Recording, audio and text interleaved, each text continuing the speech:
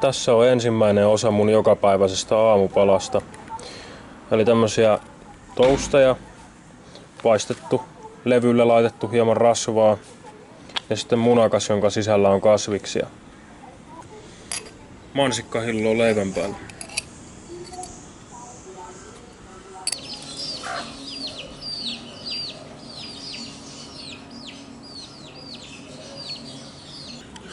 Tässä on mun aamiaisen toinen osa, eli hedelmäsalaatti.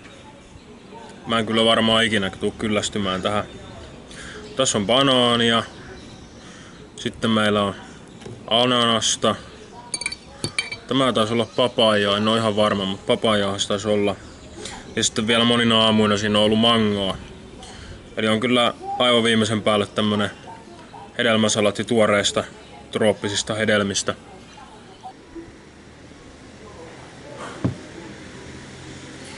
Tämmönen aamiainen maksaa siis 25 sediä, 3–3,5 euroa suunnilleen.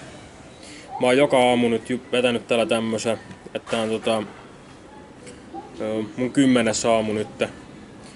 Ja en oo pahemmin ruvennut ite kokkailemaan, koska tuntuu, että kun saa kohtuuhinnalla näin hyvät ruuat, niin mä oon sitten keskittynyt tähän mennessä oikeastaan kaikkeen muuhun. Mä herään täällä yleensä tosi aikaisin. Tänäänkin siis 7 heräsin ilman, että mulla oli edes kello soimassa. Ja mä luulen, että siihen vaikuttaa se, että tää ympäristö on silleen äänekkäämpi, että liikennettä on silleen ihan jonkin verran ja kuuluu kulttuuri, että hakataan intohimolla auton töyttiä ja torvea ja kaasutellaan ja ylipäätään että niin liikenteessä tulee paljon melua. Sitten täällä pihapiirissä on kukkoja ja kanoja, kukon lauluun on herännyt toisinaan. Ja yksi mikä varmasti vaikuttaa, niin ihan siis tää niinku valoisa aika. Että aurinko nousee 6 joka aamu ja laskee 6 illalla. Että kyllä mä uskon, että tässä tulee semmonen ikään kuin auringon mukaan eläminen aika hyvin tällä hetkellä, että kun ehdin tottua Suomessa nyt välillä, että on niin pimeetä, että ihan sama mihin aikaan herää, niin tuntuu, että aina on pimeetä ja ihan sama mihin aikaan menen nukkuun, niin aina on pimeetä, mutta mä ehkä koen semmoista aika niinku luontaista unirytmin löytymistä tällä hetkellä.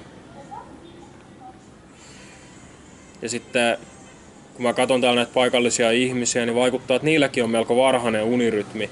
Siis silleen, että Suomessa jos joku herää vapaaehtoisesti 6–7 aikaa, niin sitä katsotaan vähän silleen, että no mikä sä oot, että onko sä joku elämäntapa intoilija, että yrität jotenkin tehdä jotain poikkeuksellista tai olet itse ekopiirteä. Mutta täällä tuntuu, että kaikki herää joskus siis 5 ja 7 välillä. Että vaikuttaa, että koko kaupunki on jo hereillä siinä kohtaa, kun minä herään 7 ja luulen olevani jotenkin aikaisessa liikkeellä.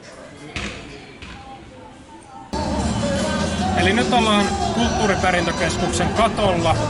Täällä on tämmönen kattoterassi. Meillä on pari patsasta tässä. Tää patsas tosiaan esittää siis tällaista peuranmetsästysperinnettä.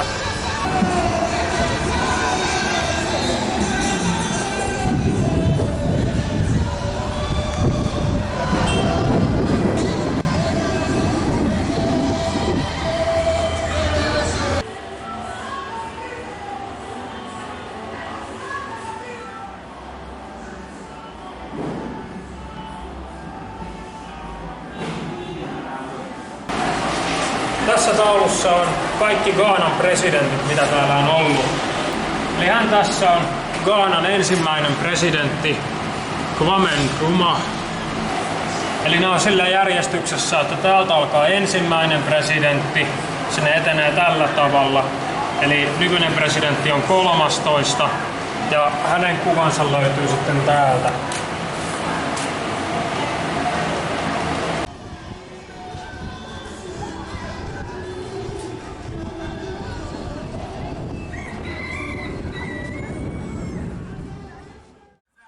Eli mun kaveri Adams, se toi mut käymään täällä ystävänsä luona. Eli tää on ihan tavallinen ghanalainen koti tässä poliisiasemalla. Eli Adamsin sisko siis työskentelee poliisina ja sitten asuukin täällä. Ja nyt sitten täällä on tarjolla bankua ja tämmöstä... What is the name of this sauce? Okra stew. Okra stew. Okra stew. Yes. Eli bankua ja okra stew with that. Okei, jatketaan suomeksi. Meillä on täällä pala. Tää on lehmän polvea. Tää on osa tätä ruokaa. Ja justiin mä oon kanssa syönyt täältä palasen lehmän nahkaa täältä. Nyt maistetaan vielä tätä niveltäkin sitten. Veikkaan, että aika paljon kalsiumia.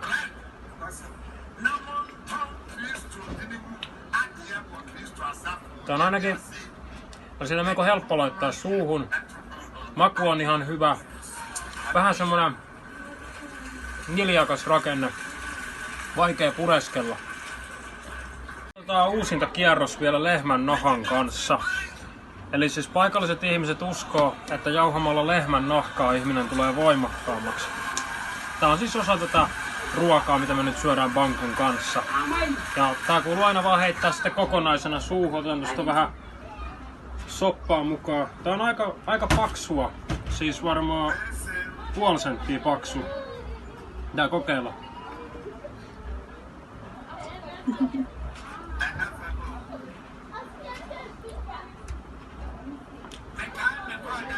Tää on paljon pehmeämpi kuin se ensimmäinen lehmännahko, mitä mä söin.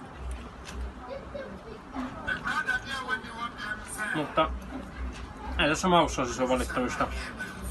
Ainoastaan ehkä vähän niinku etova ajatus se, että tämä on lehmän nahkaa. Mutta kun sitä ei ajattele, että ajattelee tätä ruokana, paikalliset syö tätä jatkuvasti, niin se on ihan okei. Eli tältä näyttää öinen katu Winnebassa. Pimeä on jo laskeutunut, enkä mä oo tälleen pimeän aikana ennen nähnyt vielä kertaakaan näitä katuja täällä.